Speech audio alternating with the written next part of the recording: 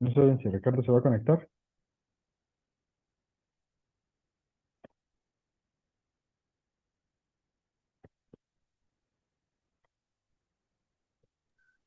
Pensé que ya se había conectado, pero no, que nada más estamos nosotros.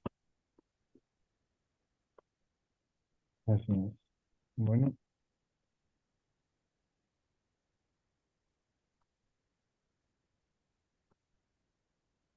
vamos a continuar donde nos quedamos, ¿vale?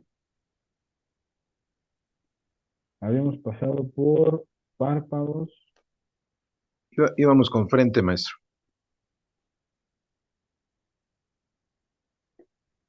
Aquí nos quedamos, ¿no?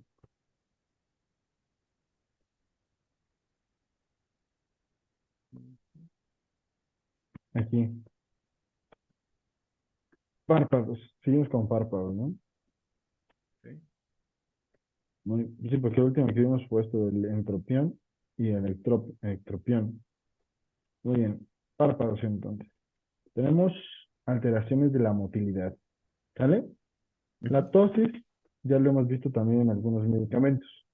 Es la caída del párpado superior. El párpado cubre más de un tercio de la córnea. Puede ser congénita o adquirida y es unilateral en la parálisis del nervio motor ocular común y bilateral en una miastenia grave. ¿Vale? Aquí lo vemos, ¿no? Véanlo. ¿Qué medicamentos tenemos para la ptosis palpebral? Sepia, causticum y calcárea flórica y también Gelsemium sempervirens. Exactamente, ¿no? Serían los más relevantes. El semium, sepia, ¿no? Lo tiene muy marcado. Muy bien.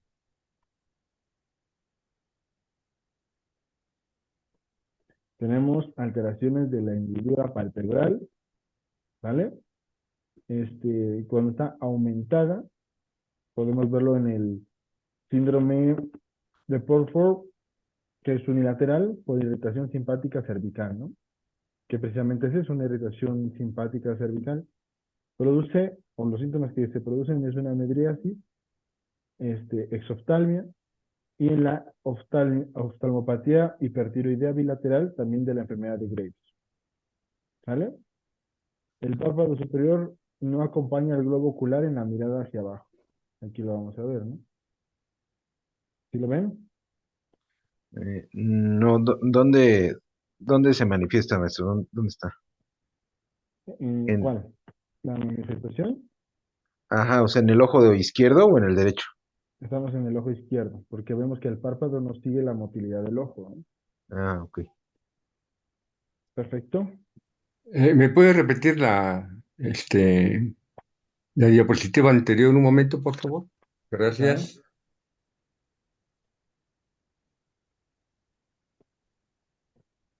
Hendidura.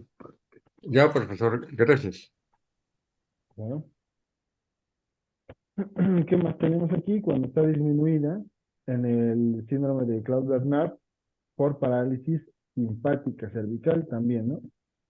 Este, Aquí lo vemos también que produce miosis y enoftalmia, a lo contrario.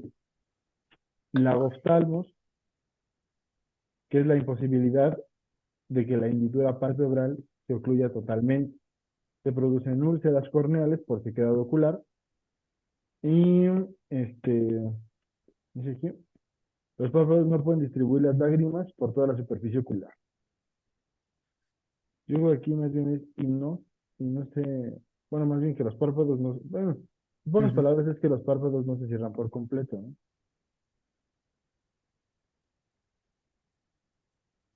¿Sale? ¿Esa qué síndrome es? Que nos El puso de, ahorita, Claude Bernard. ajá, Ah, no, Lagostalmos. Ah, sí. lagos claros, Perdón. Ujú. exactamente. Ya. Muy bien. Aquí lo que preguntaba en la clase pasada, ¿no? De las blefaritis. Que esto, Ujú. bueno, ya entra en las lesiones inflamatorias, ¿no? Por lo tanto, pues aquí entrarían los trastornos lesionales, ¿no? Como lo hemos visto. Solo con la blefaritis tenemos un enrojecimiento del borde palpebral con formación de escamas y costras en un terreno seborreico e infecciones por estafilococos, ¿no? Los estafilococos recuerden que dan un aspecto como amarillento, ¿no? O como comúnmente le llaman a esto, son como lagañas, ¿no? Como si tuviera lagañas.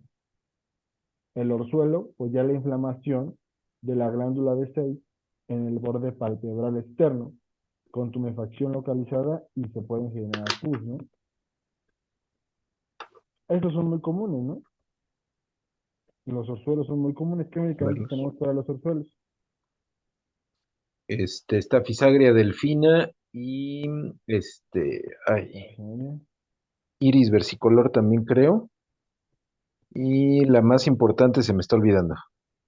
pulsatila también, ¿no? Lo tenemos. Ujú. Al ser lesiones también que pueden generar pus, también podemos pensar en heparsulfur, ¿no? Muy bien. Pero nos había dado uno, no me acuerdo si Daphne Meserium, pero no, nos había dado otro. Bueno, se me fue Mesero ahorita, ¿no? podría ser. Ujú. Ujú. Ok. Tafisaria también está bien dicho. Pulsatila. Muy bien. Chalación, que es una inflamación crónica de la glándula de meibomio con obstrucción del conducto glandular y se ve como un bulto indoloro que crece lentamente en el párpado. La dacriocistitis, que es la inflamación crónica del saco lagrimal en forma de tumefacción del párpado inferior. Se acompaña de lagrimeo constante, o sea, epífora, y bueno, pues este básicamente es una obstrucción del conducto lagrimal, ¿no?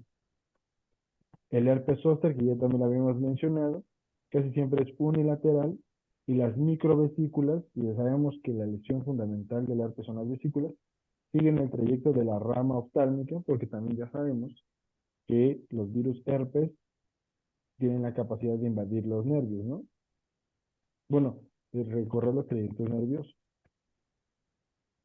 De la rama oftálmica del nervio trigémino, suele afectar también la córnea. Entonces, de acuerdo con esta explicación que tenemos aquí, ¿esto qué sería?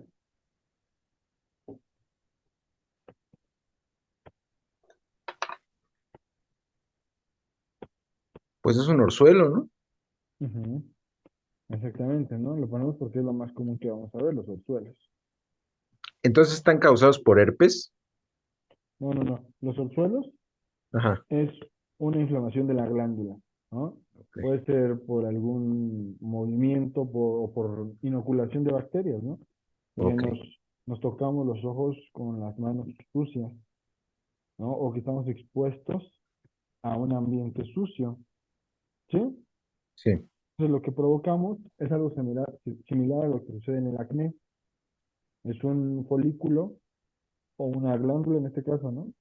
Que se obstruye, se infecta, se inflama y pues se pone con todos los datos de la inflamación, ¿no? Pero también generamos pus.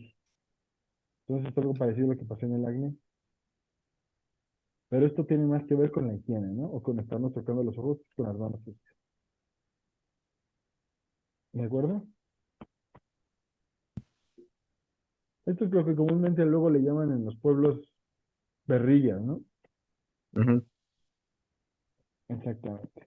Bueno, de los tumores tenemos aquí el exantelasma, que es un acúmulo de lípidos en placas elevadas sobre el ángulo interno de ambos párpados, no necesariamente ligado a la dislipidemia. El epitelioma vasocelular y espinocelular son tumores malignos de lento crecimiento y a veces ulcerados, ¿no? Esto me parece que ya lo habíamos visto, ¿no? Estos son los cánceres de piel más frecuentes. El vasocelular es el más frecuente. ¿Sí? Aquí lo podemos ver, ¿vale? Bueno, esas imágenes más bien son santelasma o jantelasma. No vemos imágenes de vasocelulares, son santelasma. ¿Sí?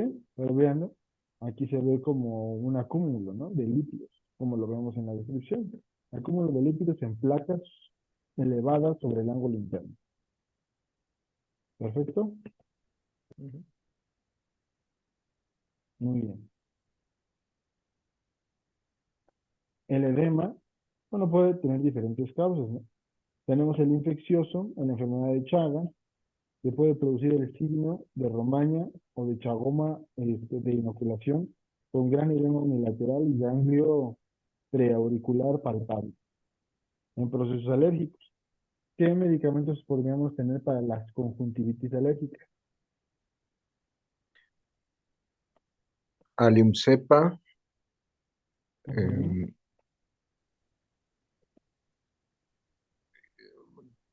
no, ¿Pulsatilla no es para la alergia?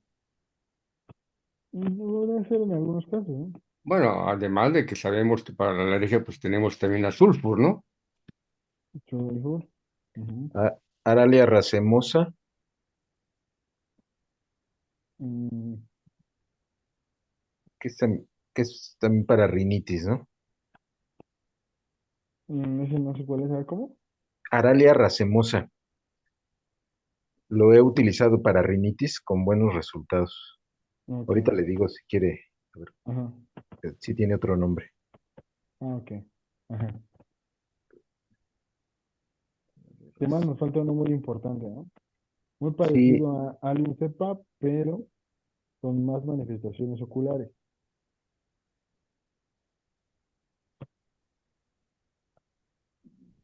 ya nos lo había dado y ya se me olvidó. Este, Eufrasia, ¿no? Es el que buscamos. Eufrasia. Eufrasia, Y sí. Sabadilla también puede Y ser. Sabadilla, sí. Muy Sí, es bien. el que más manifestaciones oculares tiene, es Eufrasia, ¿no? Sí, yo pensé que podríamos determinarlo así, ¿no? Es el principal medicamento de la conjuntivitis alérgica. ¿Vale? Ujú. Muy bien. La nefropatía en el síndrome nefrótico y en la insuficiencia renal crónica, bueno, que ahora ya le llamamos enfermedad renal crónica, ¿no? El edema de ambos párpados es mayor al despertarse y se atenúa en el transcurso del día. En el hipotiroidismo podemos encontrar el mixedema, que es una infiltración de la piel y el tejido celular subcutáneo por un material mucino o mucinoso, ¿no? Produce una tumefacción que no varía con el transcurso del día, ¿vale? Aquí la podemos ver, ¿no? Muy bien. En cuanto a la conjuntiva esclerótica, tenemos la conjuntiva tarsal, que recubre la cara interna de los párpados, y la conjuntiva vulvar, que recubre la esclerótica. No sé por qué se corta. Ok. La infección se realiza en forma directa, se exponen los sacos conjuntivales y se traccionan hacia abajo, el párpado inferior y hacia arriba el superior. ¿Vale? Esto lo podemos hacer con las manos, pero es muy importante aquí, como siempre les he dicho, ¿no? También lavarse las manos antes de revisar al paciente y también después de revisar al paciente. Al producirse la apertura de ambos párpados se reconoce la esclerótica, que es que en la ictericia presenta un tinte amarillento, ¿no? Amarillo. La ictericia, ¿qué orígenes puede tener? Ya lo hemos visto. Hepático biliares. Hepático, biliares. Ajá. Y nos falta una. Eso puede ser una enfermedad de la vía biliar, puede ser una enfermedad directamente hepática, como la hepatitis.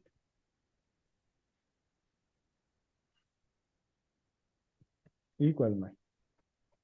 ¿En qué otras enfermedades? ¿En qué otras enfermedades se manifiesta la ictericia? Ujú, Bueno, hepatitis ya mencionó usted, ¿no? Entonces, ujú. Enfermedades hepáticas, como la hepatitis. ujú. Biliares, como la colecistitis. Colecistitis, sí. ¿Y cuál nos falta? La de Anemia.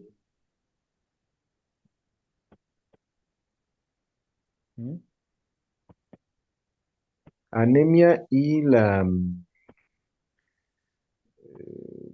de la vitamina A, ¿no? También. Bueno, esa sería una falsa ictericia, ¿no? Ujú. Sería una falsa ictericia. Anemia, no como tal. La anemia pues nos da palidez, ¿no? Palidez.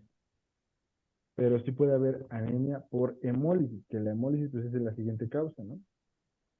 Acuérdense que cuando se destruyen los eritrocitos, ¿sale?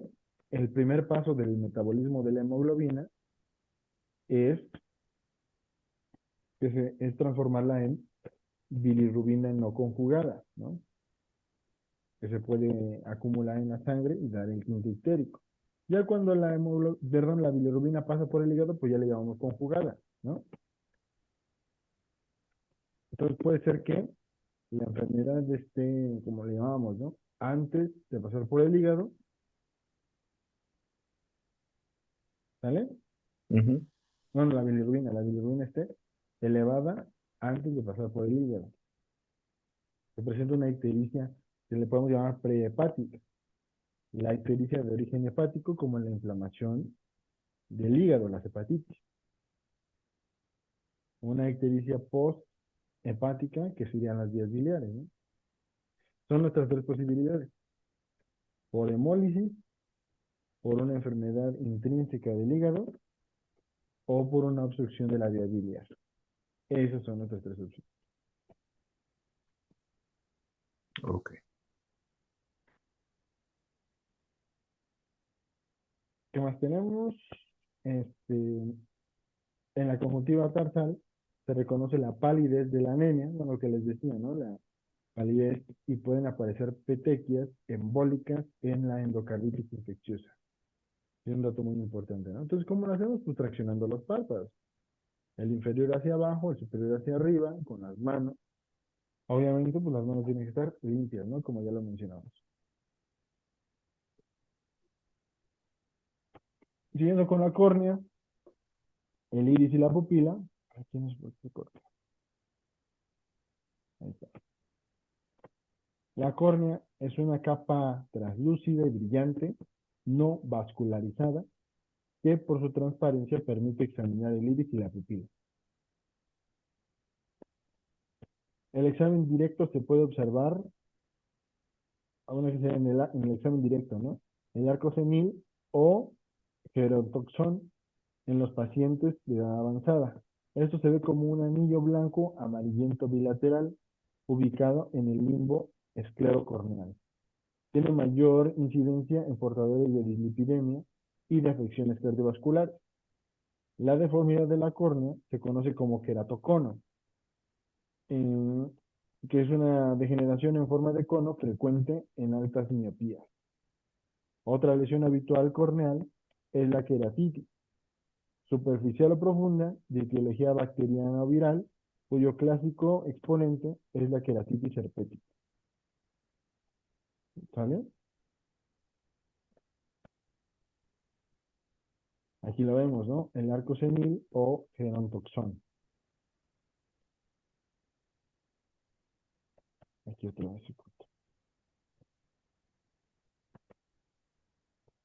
La iritis o la iridocistitis es el compromiso inflamatorio conjunto agudo o crónico del cuerpo ciliar y del iris, también denominado uveitis anterior. Cursan con dolor punzante, inyecciones conjuntivales, ¿vale? Miosis, deformación del iris, y puede observarse ¿qué es? Pus en la cámara anterior, ¿no? Hipopian. Bueno, ahora, ¿qué es lo importante de la uveitis? Aquí lo vamos a denominar más sencillo uveitis, ¿no? La uveitis generalmente acompaña o es una manifestación de enfermedades reumáticas, como lo pueden ser la artritis, la artritis reumatoide o las espondiloartritis. Entonces sí es importante ver que un paciente que tenga esos síntomas y sobre todo cuando son crónicos, ¿no? O cuando no se resuelven con el tratamiento, buscar alguna enfermedad este, reumática. Podríamos a lo mejor empezar mandándole un perfil reumático, ¿no? Para ver cómo está el factor reumatoide, la proteína selectiva, etc. Las pupilas normales son céntricas, circulares y simétricas. Miden de 2 a 4 milímetros y este diámetro aumenta en la oscuridad y en la visión lejana y disminuye con la exposición a la luz y la visión próxima. Estas características son la base de la exploración de los reflejos fotomotor y de acomodación. El aumento del diámetro pupilar se conoce como midriasis y la disminución la miosis, ¿no? ¿Cuáles de nuestros sistemas del sistema nervioso autónomo generan midriasis y cuál miosis?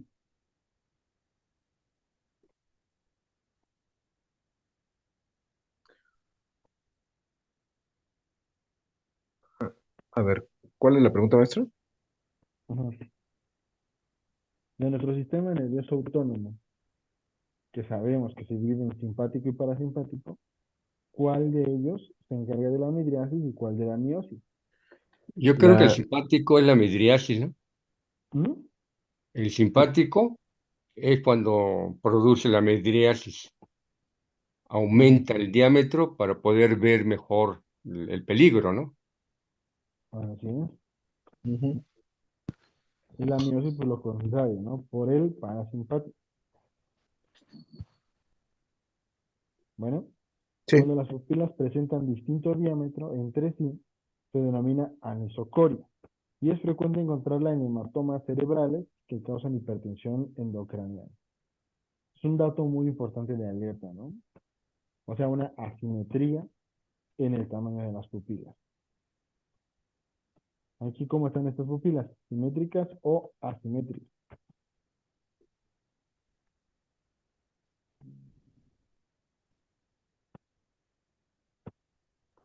están simétricas. Perfecto, simétricas. La forma irregular del borde pupilar se llama discoria. Aquí lo vemos, ¿no?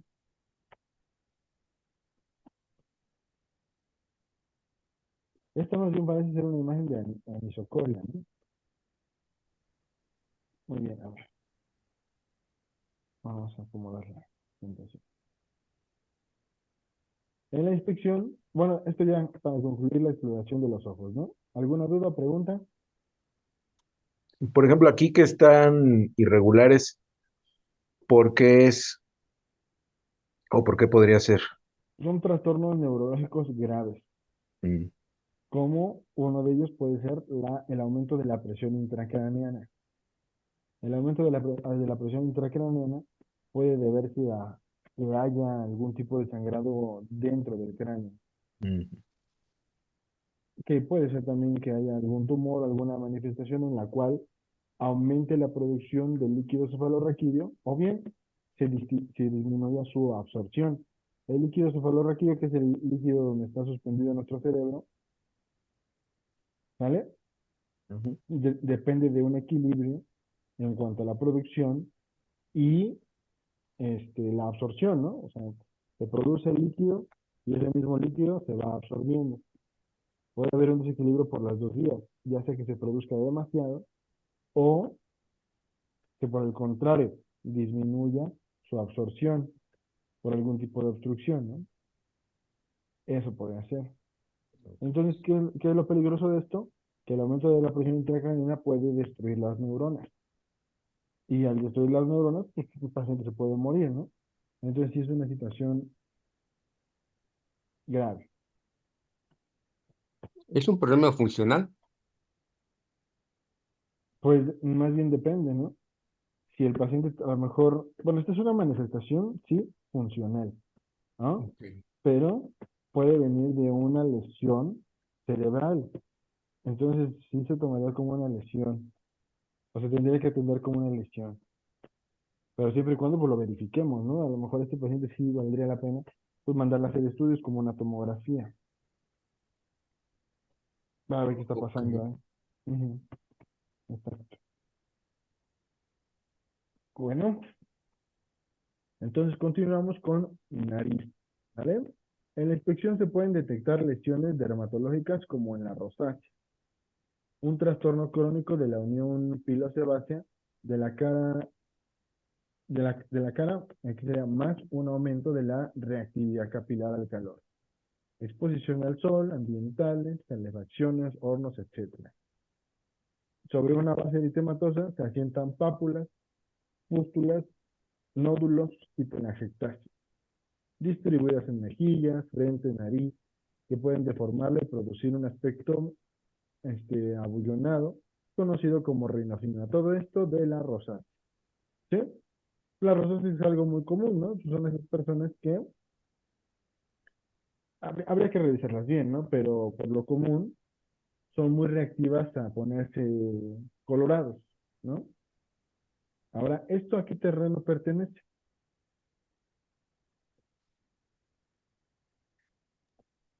Pues parecería que es al terreno sórico, pero es tuberculínico, ¿no? La No, rosácea es autoinmune.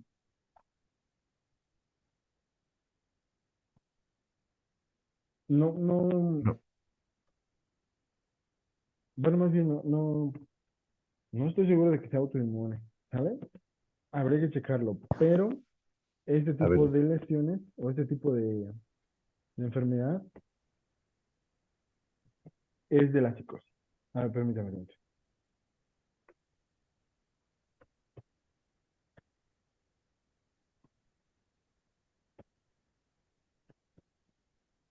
Ah, no, perdón, maestro. No se clasifica como autoinmune. No,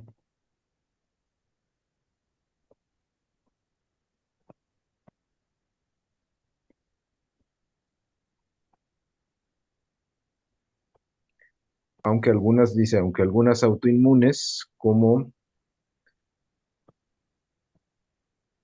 el lupus, se puede confundir con rosácea, ¿no?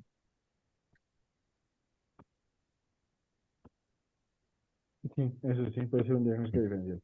Permítame un segundo, denme un momento.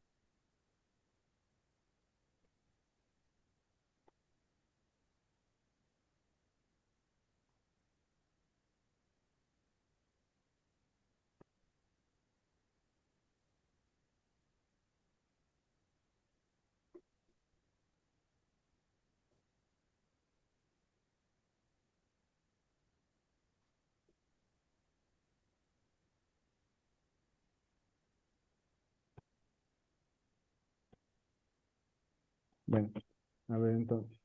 Sí, eso sería uno de sus diagnósticos diferenciales, ¿no? Pero bueno, es más común la rosácea. Ante una lesión nodular persistente en el tiempo y a veces ulcerada, se debe pensar en un epitelioma vasocelular frecuente en la nariz y en los pliegues alares. Aquí, bueno, aquí tenemos una imagen de la rosácea. Vean, lo importante pues es el rubor que siempre acompaña a los pacientes que tienen rosácea.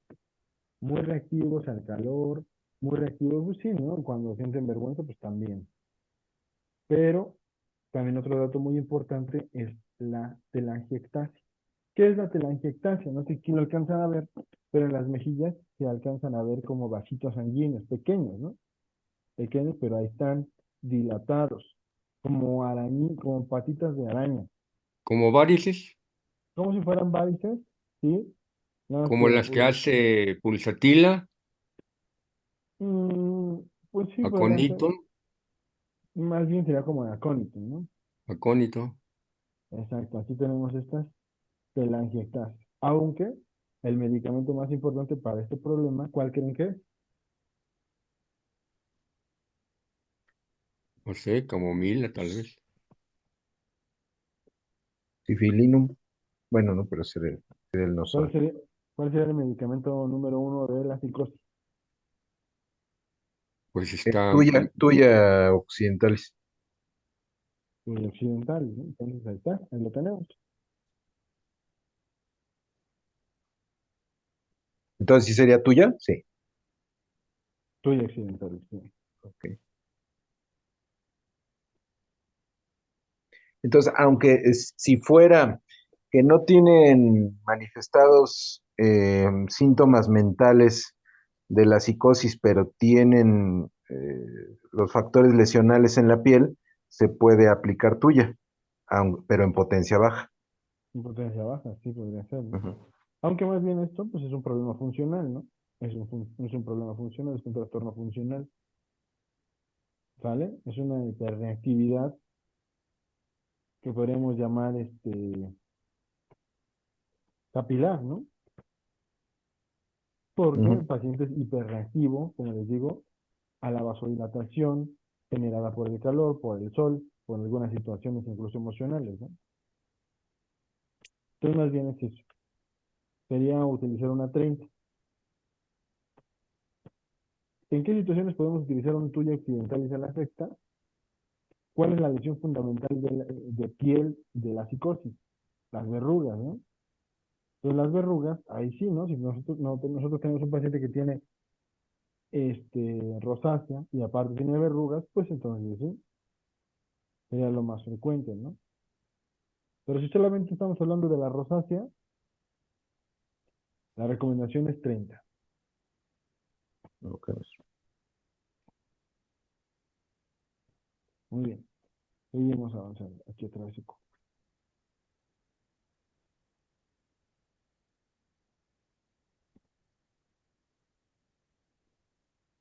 Desde el punto de vista estructural, el tabique nasal puede presentar desviaciones, crestas o espolones que, junto con la insuficiencia alar, o sea, un colapso de las alas de la nariz durante la inspiración, contribuyen a la mala mecánica respiratoria y habitualmente requieren reparación quirúrgica. Aquí vemos también una asociación muy frecuente, ¿no? Entre la sífilis y la SORA. La SORA en nariz nos puede generar pues, todo lo que ya sabemos de alergias, ¿no? Puede haber inflamación de la mucosa nasal, inflamación de los cornetes, ¿de acuerdo? Y la sífilis aquí nos puede provocar los espolones, ¿de acuerdo? Las asimetrías. ¿Por qué el tabique está desviado hacia un lado o hacia el otro? Eso es una asimetría, ¿no? Ahora imagínense un paciente, cómo puede sufrir de la vía respiratoria si tiene una obstrucción alérgica y aparte mecánica por la asimetría, ¿no? La mala respiración siempre se tiene que corregir. El paciente debe adoptar siempre una respiración nasal. Siempre es importante corregir al paciente porque esta respiración oral puede generar todavía más deformidades. Contribuye al afianzamiento de los dientes. ¿Ok? Entonces, desde pequeños hay que educar a los niños para que respiren con la nariz. Si tienen algún defecto o alguna enfermedad que se los impida, pues entonces atenderlo, ¿no? Muy bien. Otro defecto adquirido del tabique es su perforación vinculada a la aspiración nasal crónica de cocaína, a la leishmaniasis y a la histoplasmosis, como lo vemos aquí, ¿no? Hablamos de destrucción. ¿Qué manifestación es?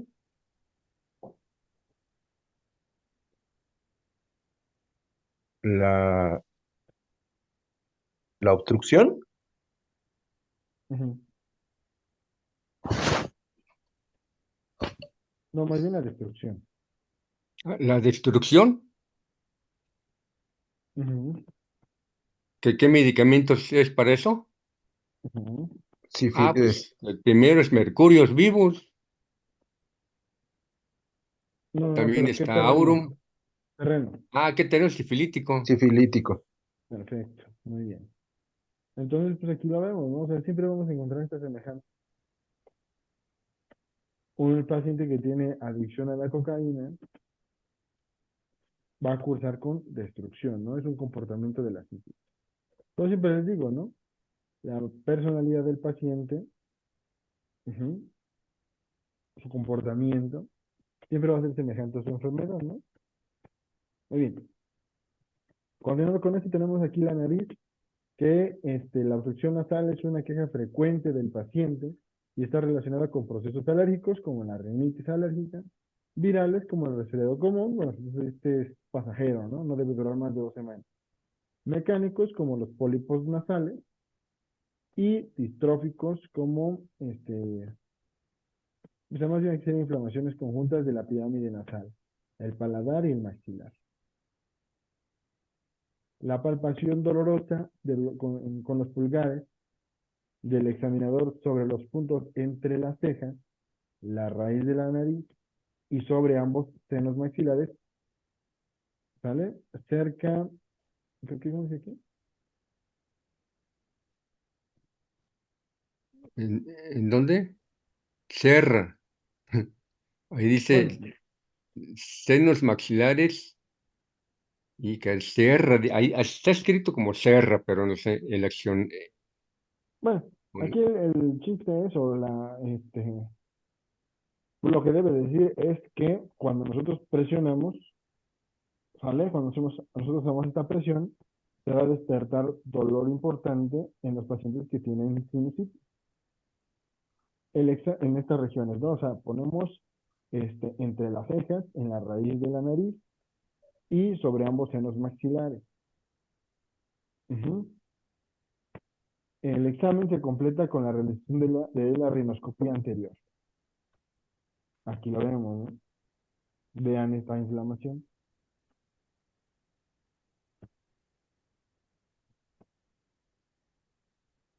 O sea, ahí el cornete está totalmente obstruyendo, ¿no? Está obstruyendo por eso completo. ya es lesional, ¿no? Eso es lesional, exactamente lesional.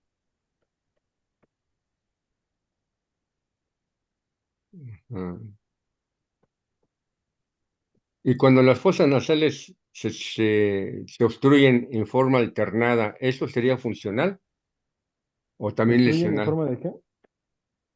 Ya ve que las fosas nasales a veces se obstruye, digamos, la fosa nasal derecha, se le destapa, pero se obstruye la izquierda, y así se Ujú, van a forma alternada. ujú. Sí, no, Eso estas es, obstrucciones son por inflamación, ¿no? sí, por una inflamación, se toma como lesional o funcional. Lesional. Lesional, perfecto. Gracias. Muy bien, continuando con esto, tenemos a boca ahora, que la inspección nos permite reconocer desviaciones de la comisura en presencia de una parálisis del nervio facial, alteración de la coloración, por ejemplo, puede haber palidez en la anemia moderada severa, cianosis, que es una coloración azulada por un aumento de la hemoglobina, ¿vale? Reducida de oxígeno, ¿no? Más bien cargada de dióxido de carbono. Lesiones tumorales como el carcinoma del labio, que es una placa ulcerada del labio inferior que no cicatriza, melanoma o el chancro sifilítico. Lesiones herpéticas causadas por el virus del herpes simple, que cursa con lesiones microvesiculares, arracimadas, dolorosas y que evolucionan hacia la costra. Esta imagen representa la cianosis, no vean la coloración azulada. Entonces, mucha información podemos obtener también de la boca, ¿no? Mm. El herpes ya se lo saben. Aquí, a diferencia de los demás herpes que vimos en esta clase, que la mayoría fueron herpes zóster, tenemos aquí herpes simple, ¿no? Perfecto. La estomatitis angular o boquera es una lesión dolorosa, habitualmente fisurada, de los ángulos labiales por problemas protésicos dentarios, una mala oclusión, una deficiencia de la vitamina D o la candidiasis. La telangiectasia y su presencia en los labios y la mucosa bucal se asocia al sangrado nasal y es la característica de la enfermedad de Rendu-Oculo. La dificultad para abrir la boca por disminución del diámetro se le conoce como microstomía y se observa en la escleroderma, que esa sí es una enfermedad autoinmune, ¿no? Muy bien, aquí lo tenemos, ¿no? Ese es por candidiasis, ¿no? Parecen ser lesiones de candidiasis, sí. Aunque también hay que ver que en la candidiasis se observan como una capa blanca que se le conoce como muglet. Ujú. Y aquí no la vemos, ¿no? Porque es lo que comúnmente le llaman algodoncillo, sobre todo en los niños, ¿no? Entonces, muy bien. De las encías, la mucosa, yugal y el paladar, tenemos las manchas de Koplik, que son máculas con un halo rojo y centro blanco en la cara interna de las mejillas y preceden a la irrupción del sarampión. ¿Vale? Muy característicos del sarampión estos manchas, ¿no? Aquí sí no hay idea, pero si tiene manchas de Koplik, pues es sarampión. El ribete de Burton, que es una línea negruzca a lo largo del margen gingival asociada con la intoxicación crónica por plomo. Máculas hiperpigmentadas que se observan en la enfermedad de Addison. ¿Qué es la enfermedad de Addison? Esto ya es una tarea que ya les había dejado, me parece. Lo estoy escuchando muy entrecortado el profesor.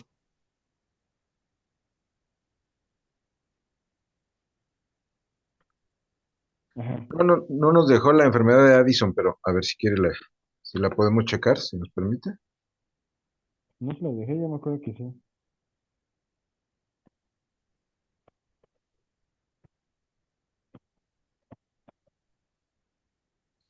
Trastorno suprarrenal donde no se producen las suficientes hormonas. Ujú. ¿Qué hormonas? Mm, Cortisol, aldosterona. Ujú. Dice, esta deficiencia de cortisol puede ocasionar una crisis de Addison mortal que genera una hipotensión. Ujú, perfecto. Bueno, o sea, Va, a ver, entonces, ahí para entender estas máculas hiperpigmentadas hay que entender la fisiología, ¿no? Primero, estamos hablando que hay una deficiencia de hormonas córticos suprarrenales.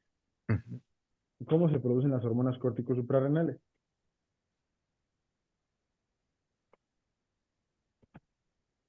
¿Dónde empieza el proceso? en los riñones. No, Es acuérdense. en la hipófisis, ¿no, profesor? Antes de la hipófisis, Hipotálamo. en el hipotálamo, ¿sale? En el hipotálamo se produce la hormona estimulante, no, perdón, la hormona liberadora de corticotropina. Ujú. Que a su vez estimula a la hipófisis a producir una hormona que se abrevia ACTH y que su nombre completo es hormona adenocorticotrópica. Pero ya habíamos comentado cuando vimos la fisiología endocrinológica que cuando se produce la hormona adenocorticotrópica, al mismo tiempo se producen otros tres productos, porque vienen en una proteína grande que se llama proopio melanocortina. Para que nosotros podamos obtener ACTH en respuesta a las demandas hipotalámicas a través de la hormona liberadora de corticotropinas, vamos a producir forzosamente los cuatro componentes al mismo tiempo. La hormona adenocorticotrópica, la hormona estimulante del melanocito, la beta endorfina y la lipotropina. ¿Sí? Ahí están los cuatro productos. Entonces, en situaciones donde la glándula suprarrenal no tiene la capacidad de producir hormonas córticos suprarrenales, como el cortisol y la aldosterona, ¿qué pasa? Acuérdense, las otras tratan de compensarlo, de estimularlo, ¿no? Va a haber un aumento de la liberación de ACTH, pero al mismo tiempo se van a estar produciendo las cuatro hormonas, ¿no? O los cuatro productos, incluyendo la hormona estimulante del melanocito. Y si tenemos un aumento de la producción de hormona estimulante del melanocito, pues entonces vamos a tener esas máculas hiperpigmentadas, porque esta hormona estimulante del melanocito, ¿qué va a hacer? mm, se va a irritar, se va a mantener activa. Ok. Bueno, se va a mantener activa y pues va a ¿Sí? pigmentar. el melanocito se va a mantener activo y va a generar pigmento, melanina, y eso le va a dar una coloración oscura a la piel. Pero en particular lo vamos a ver en mucosa bucal, encías y paladar, ¿sale? Bueno, ahora sí tenemos aquí la candidiasis oral, que tiene placas blanquecinas en la pseudomembrana, frecuentes en los pacientes que tienen alguna inmunodepresión o que tienen el abuso de algún antidepresivo, perdón, antidepresivo, inmunosupresor, perdón, ¿no?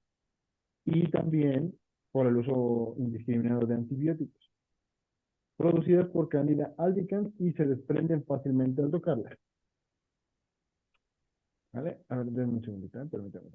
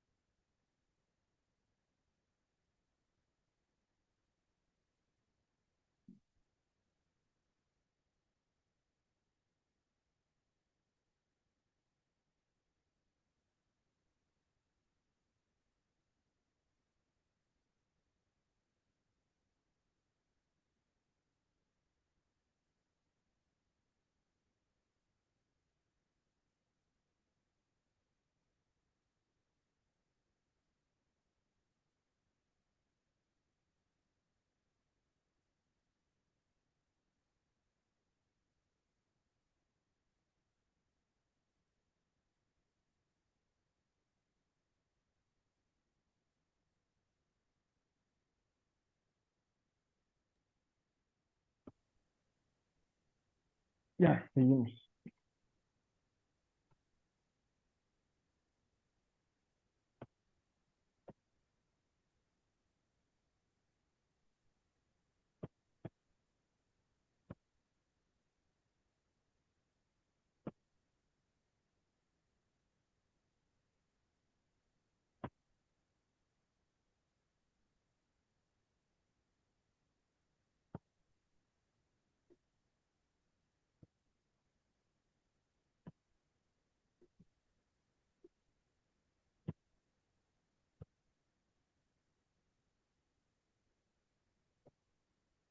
Ya.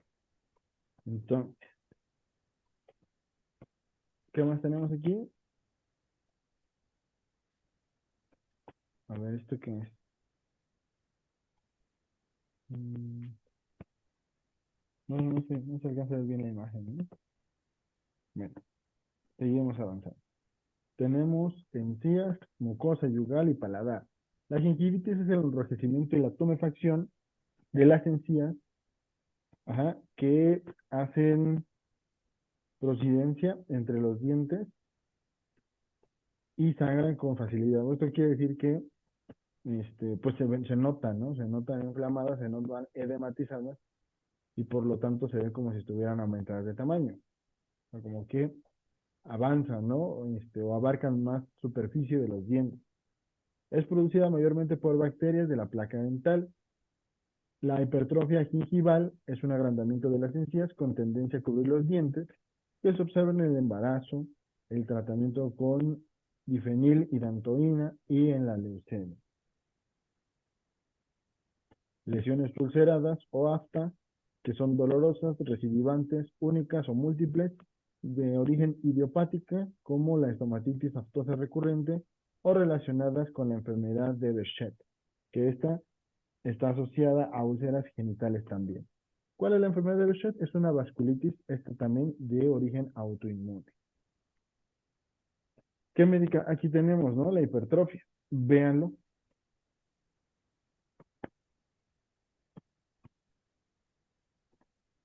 La del lado derecho del colmillo. La tenemos en toda la dentadura superior, ¿no? Viene siendo la encía superior, ¿no? Que está inflamada, ¿no, profesor? Ujú, así es. Bueno, no se ve tan inflamado, se ve hipertrófico, ¿no? Está aumentado de tamaño, porque no vemos Aumentó. estos datos de inflamación, ¿no? No vemos Ajá. enrojecimiento. Habría que revisarlo, ¿no? Pero aquí a simple vista, pues se ve como una hipertrofia. Se ve que es un sifilítico, ¿no, profesor? Por los dientes en cúpula y un poco mal formados. Pues sí, eso sí. Sería sifilítico por la simetría que presenta, ¿no? Muy bien. Sí. En el piso de la boca se debe inspeccionar en busca de tumoraciones como el chancro sifilítico, lesiones induradas o ulceradas que no se curan, como en el carcinoma escamoso. Cáncer, ¿no? Cáncer muy importante. Aquí lo vemos, es una lesión ulcerada que, bueno, esto frecuentemente se presenta en el cáncer. Del paladar y las fauces tenemos que la inspección del paladar puede poner en manifiesto un carcinoma que lleva incluso a la perforación. Esta puede ser ocasionada también por procesos infecciosos crónicos. En el paladar duro se pueden detectar petequias, candidiasis en forma de placas adheridas blancas, algodonosas y cambios de coloración. También lo podemos ver en el tinte ictérico de la ictericia incipiente. Aquí vemos la perforación, ¿no? Son lesiones altamente destructivas. Y esto es por proceso infeccioso bacterial.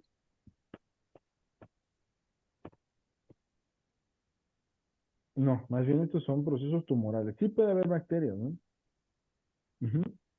Pero, este, más bien son infecciones asociadas con tumores. ¿De acuerdo? Esto muy probablemente sea ocasionado por las dos, ¿no? De forma inicial el cáncer. El cáncer destruye el tejido, Mm. genera inmunosupresión.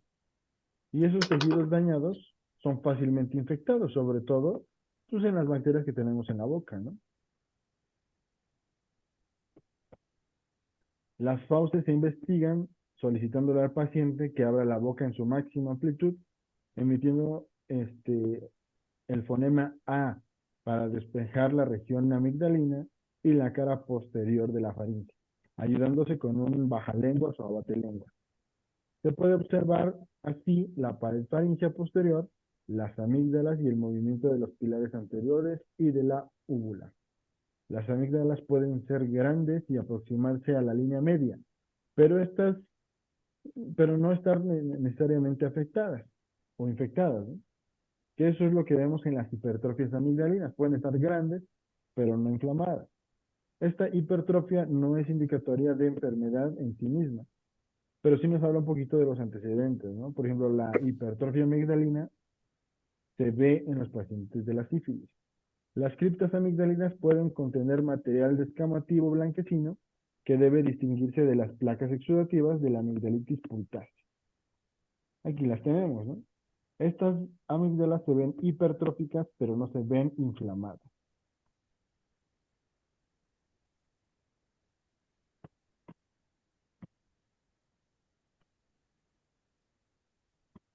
Vamos a cambiar esta. Nos faltan algunas. Se deben distinguir las fauces eritematosas, congestivas, con folículos linfoideos,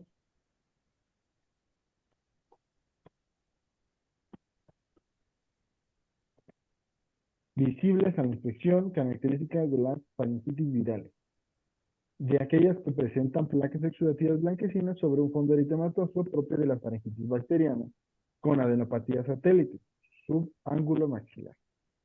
Bueno, esto lo podemos ver en los criterios de Stentor. Eso sí se los voy a pedir que los investiguen de tarea, ¿no?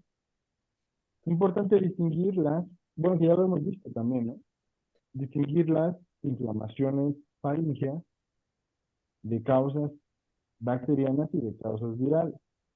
¿Criterios de qué, maestro? Stentor, con C, Stentor. Muy bien. La faringoamigdalitis de la mononucleosis infecciosa también suele ser exudativa, que la mononucleosis infecciosa es un virus, pero como elemento diferencial puede asociarse a petequias en el paladar y adenopatías generalizadas. Los abscesos periamigdalinos desplazan la amígdala hacia la línea media. La de ilusión se imposibilita por el gran dolor y constante babeo. O se constata el babeo, ¿no? ¿Cómo lo vemos en qué medicamentos? Pues en Mercurius. Mercurio, perfecto. Muy bien.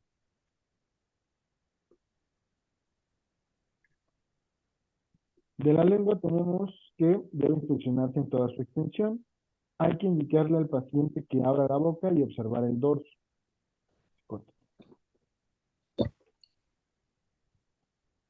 Se le pide que saque la lengua y luego la eleve, haciéndola tomar contacto con el paladar para analizar la superficie inferior y el piso de la boca. Si aparece alguna lesión sospechosa, se debe usar guantes y tomando la punta de la lengua con una gasa, llevar la lengua a ambos lados y palparla con la mano libre. Así como lo vemos en la imagen.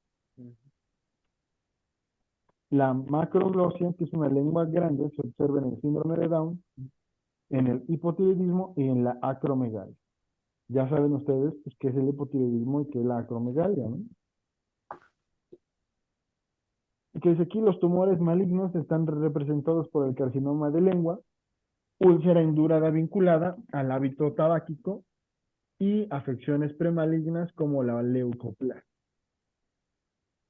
Los angiomas de la lengua son tumores benignos y frecuentes. Entonces esta es una macroglosia. ¿Qué tiene este paciente? Opción A, síndrome de Down. Síndrome Opción, de Down. bueno, pues ahí lo tenemos, ¿no? Una lengua lisa, brillante y depapilada, o sea, sin papilas, se detecta en la hipovitaminosis A, perdón, B, y produce sensación dolorosa y quemante.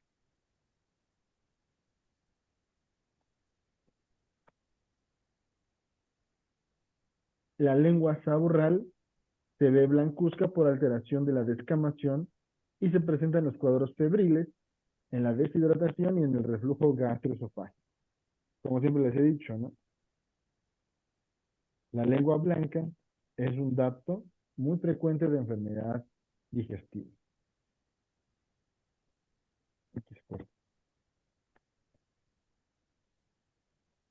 Una lengua, no sé, ya lo dijimos, la lengua negra o vellosa es producida por la hipertrofia de las papilas de los 2 tercios anteriores del dorso de la lengua, que adquieren un aspecto velloso y una coloración negruzca al impregnarse con las porfirinas que liberan las bacterias de la flora bucal. A ver, aquí vemos una lengua saburral, ¿no? No entiendo por qué se cortaba esto. Bueno, los procesos neurológicos que comprometen el 12º par craneal en su segunda neurona producen desviación de la lengua hacia el lado de la lesión y hemiatrofia neurológica. Como lo vemos aquí, ¿no? De las glándulas salivales tenemos las parótidas y las submaxilares que pueden palpar. La hipertrofia de la glándula parótida se aprecia como una tumoración visible y palpable por fuera y hacia atrás de la rama ascendente de la mandíbula. Los agrandamientos moderados se reconocen abarcando con los dedos en forma de pinza. Y la parótida tumefacta protruye desde el oído hacia la rama descendente de la mandíbula y levanta y desplaza hacia afuera el lóbulo de la oreja, como lo podemos ver en las parotiditis, que comúnmente les llaman paperas. Así las podemos palpar, solamente en casos de inflamación, ¿no?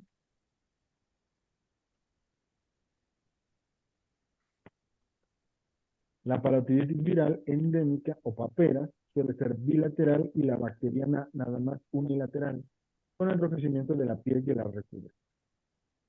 Esta sería una parotiditis viral o bacteriana. Viral, unilateral. No, la bacteriana es unilateral. Pero entonces, viral es bilateral y bacteriana es unilateral. Sí, sí. Una tumefacción aguda intermitente que desaparece con rapidez puede ser causada por litiasis del conducto de Stenon. Es un conducto excretor de la parótida que emerge en la boca a nivel del segundo molar superior. O sea, es una piedra que se formó dentro de la glándula, precisamente en el conducto excretor. ¿Vale? Como lo vemos aquí, hay una tumefacción. Oye, profesor, cuando tiene uno paperas Ujú. y deja uno que se cure por sí sola, el virus todavía, o sea, se quita la papera, ¿no? Ujú. El virus todavía lo continúa uno teniendo adentro. No, no, más bien ahí el sistema inmunológico, este, digamos que recuerda el virus, entonces ya no es posible que nos volvamos a infectar de lo mismo, ¿no? Pero ya no se queda adentro. Ok.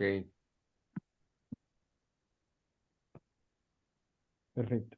Los tumores parotídeos son habitualmente indoloros, de consistencia aumentada y con fijación a los planos profundos. Otros hallazgos relacionados con patologías sistémicas son la hipertrofia bilateral de la parótida, presente en el alcoholismo crónico, y el compromiso inflamatorio parotidio y de otras glándulas salivales de tipo benigno crónico, como lo vemos aquí, ¿no? Vean esto, por el alcoholismo.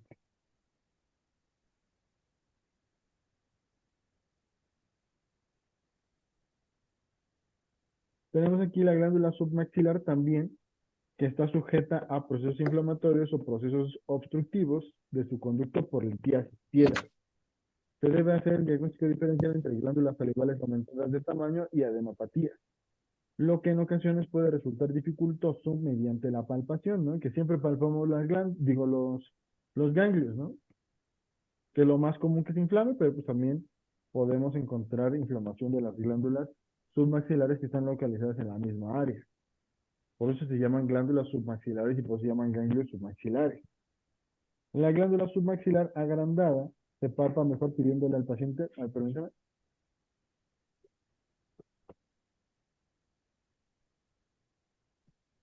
permítame un segundo.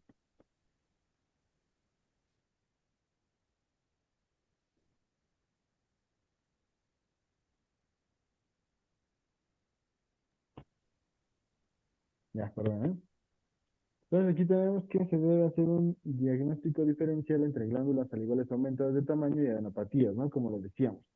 La glándula submaxilar agrandada se palpa mejor pidiéndole al paciente que presione la lengua contra los incisivos superiores, lo cual hace que se contraigan los músculos del piso de la boca.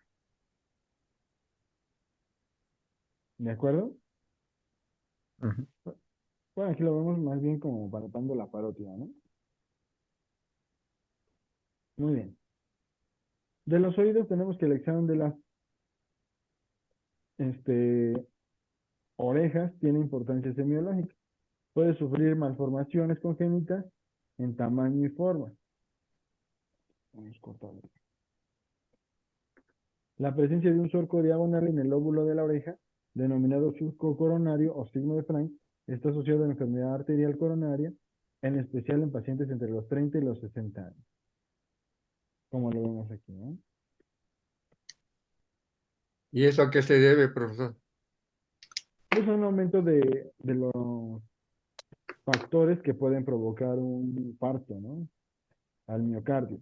Ya sé que el colesterol malo está elevado, el colesterol bueno está disminuido, está elevado el colesterol total, los triglicéridos, el hábito de fumar, antecedentes de hipertensión, de diabetes, obesidad, ¿sale?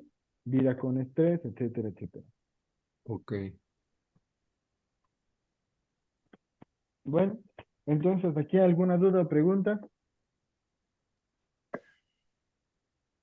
Eh, bueno, mire, yo estoy tratando ahorita a una paciente, ya tengo una semana. Ujú, Esa paciente tiene eh, la columna bastante desviada, tal de ujú, que eh, en lo que se le empieza a doblar ahí, a encurvar, desde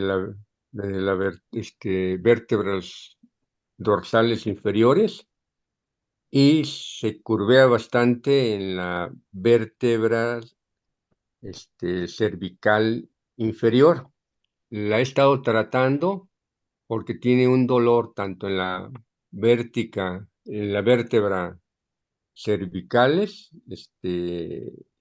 superiores e inferiores, y y la vértebra dorsal superior. Le receté Actoea racemosa a la 6C y con masajes se le ha estado quitando los dolores a la palpación.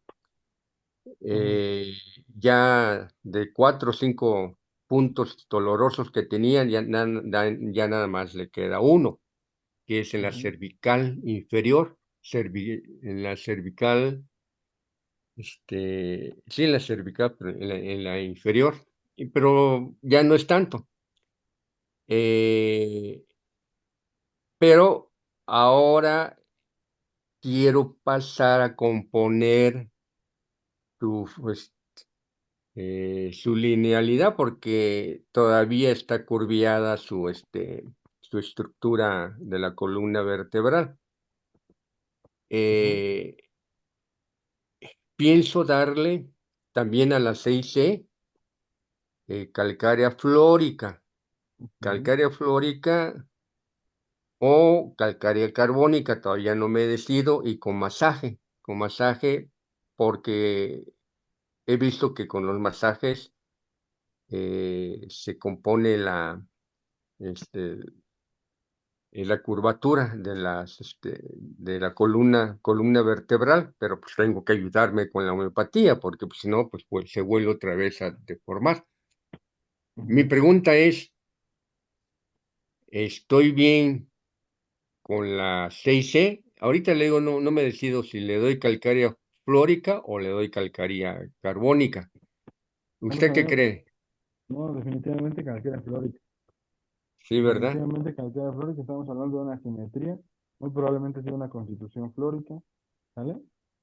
Entonces, bueno, uno de mis maestros decía que la calcárea flórica tenía la capacidad de regresar de la simetría al organismo, la Ajá. simetría. Entonces, pues para mí no habría mucha duda ahí, ¿no? Sería calcárea flórica definitivamente. Perfecto, así lo voy a hacer ahorita.